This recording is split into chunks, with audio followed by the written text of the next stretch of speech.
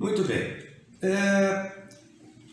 É possível, diante de uma determinada situação, em que os pedidos sejam cumulados, ou seja, uma única ação processual seja veículo de vários pedidos por parte do autor. É possível?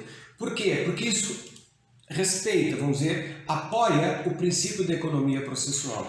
Eu posso vincular numa ação vários pedidos, a exemplo do divórcio com alimentos, guarda, etc, etc. Né? A exemplo do pedido por alguma situação de lesão patrimonial, onde eu busque os danos patrimoniais, lucros cessantes,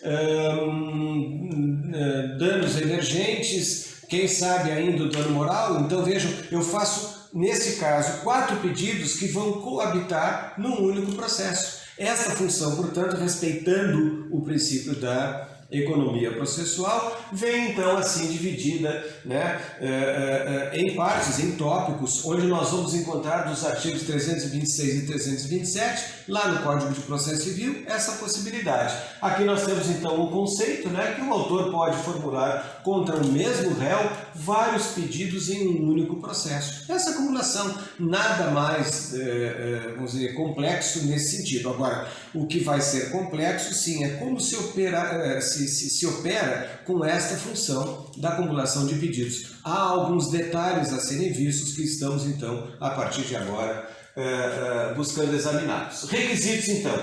É admitida a acumulação de pedidos em um único processo, né? E essas restrições que estão lá no artigo 327, parágrafo 1º, vão ser, então, estas. Os pedidos formulados devem ser compatíveis. Ou seja, que haja um nexo de causalidade entre esses pedidos.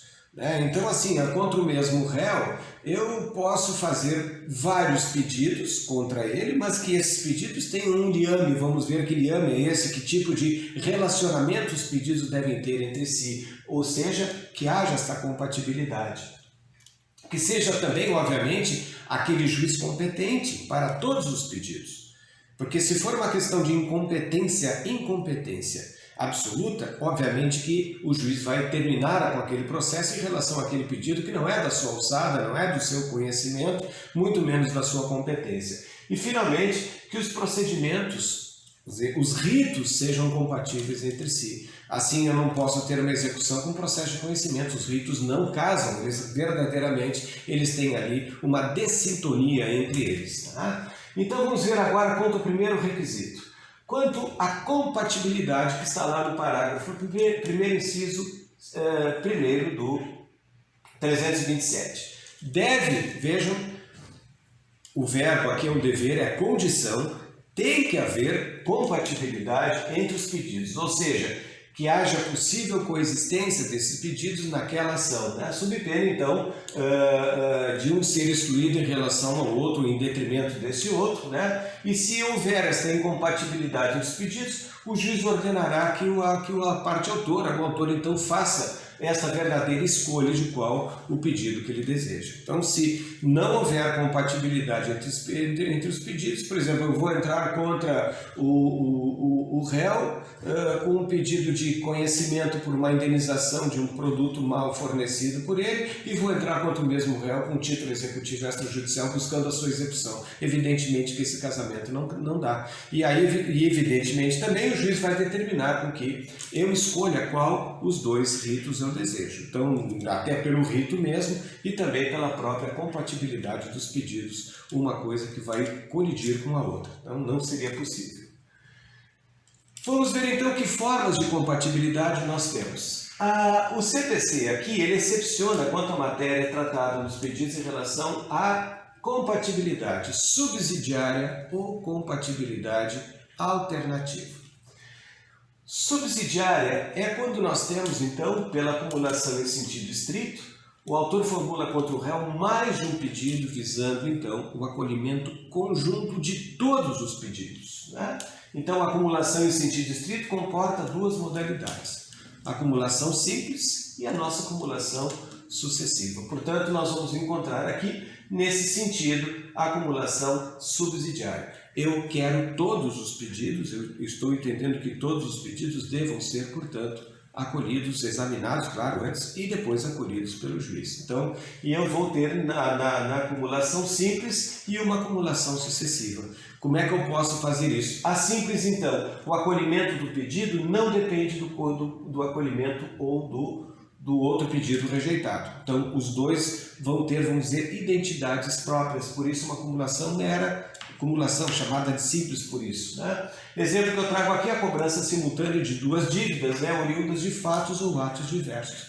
Vejam, se a causa de pedir é uma num pedido e a causa de pedir é outra, evidentemente que eu tenho aqui uma acumulação simples. O pedido pode ser acolhido ou rejeitado o outro, ou os dois acolhidos ou ambos rejeitados. Já a acumulação sucessiva, um pedido depende do outro. Aqui eu estou trazendo, então, uma investigação de paternidade e alimentos. É claro que se for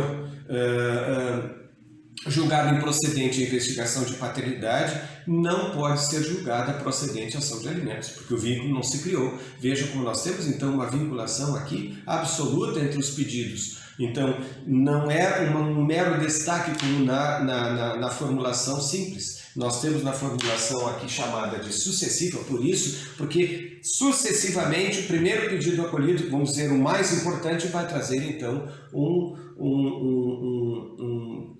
efeito, né? Um resultado que vai também se estender aos demais pedidos. Então nós vamos ter sempre um pedido principal e dele nós vamos ter ali como verificar essa situação. Também eu trago aqui o exemplo da herança, né, como resultado da paternidade. Se a pessoa é definida como filha daquele que faleceu, um pedido de herança decorre logicamente disso. Uma vez declarada filha pela sentença constitutiva, né, mesmo tendo falecido este suposto pai, haverá, portanto, também todos os direitos anexos à paternidade, à herança, alimentos, etc, etc, o uso do nome também e tudo mais. Então vejam que dentro da acumulação em sentido estrito, o autor formula um pedido, então são pedidos chamados aqui subsidiários. Já na acumulação em sentido amplo, a acumulação abrange também as hipóteses que o autor formula dois ou mais pedidos ou um pedido com dois ou mais objetos mediados para obter um único dentre eles, que exatamente aqui é a acumulação alternativa, ou um ou outro pedido. É isso que resumidamente diz o texto ali. Quer dizer, o autor vem a juízo, alternativamente apresentando uma possibilidade para o juiz, caso não acolhida, que o juiz veja outra possibilidade, mas que entregue o direito ao autor de acordo com essas pretensões.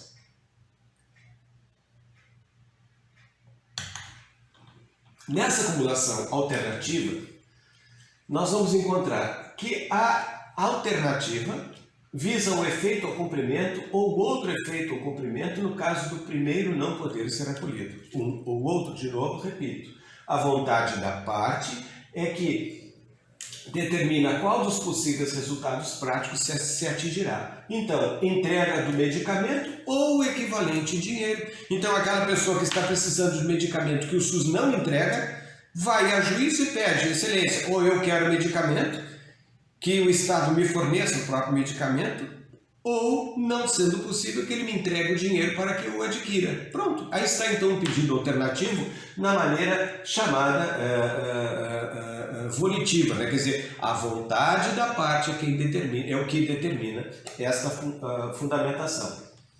Já nessa acumulação subsidiária, a vontade agora não importa, né? Se é esse ou aquele não. Aqui cabe a determinação do resultado à vontade do juiz. Nesse sentido, o juiz pode acolher um pedido de cumprimento principal, ficando prejudicado o pedido subsidiário, o pedido, vamos chamar aqui de alternativo.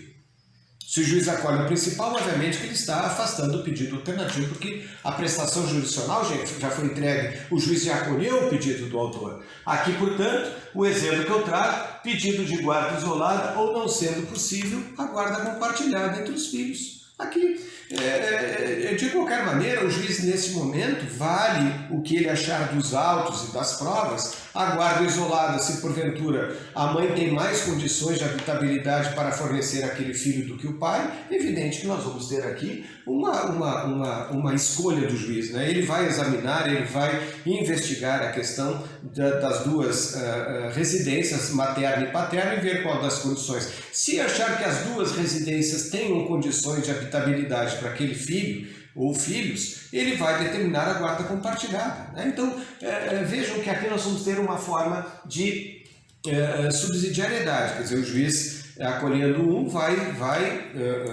definir que o outro não deve ser acolhido. Daqui a pouco o juiz entende que não é caso de guarda isolada, mas é de guarda compartilhada, enfim, o que ele entender nesse sentido. Por isso que aqui vejam, se na forma alternativa o que vale é a vontade da parte, nessa forma subsidiária ou eventual, o que vale é a vontade do julgador. Claro que não é a vontade subjetiva do juiz, não, é a vontade daquilo que o juiz vai tomar de conhecimento para ver qual a melhor, né, diante dos seus critérios de bom senso, evidente que ele vai então verificar qual a melhor solução para o caso concreto. Tá?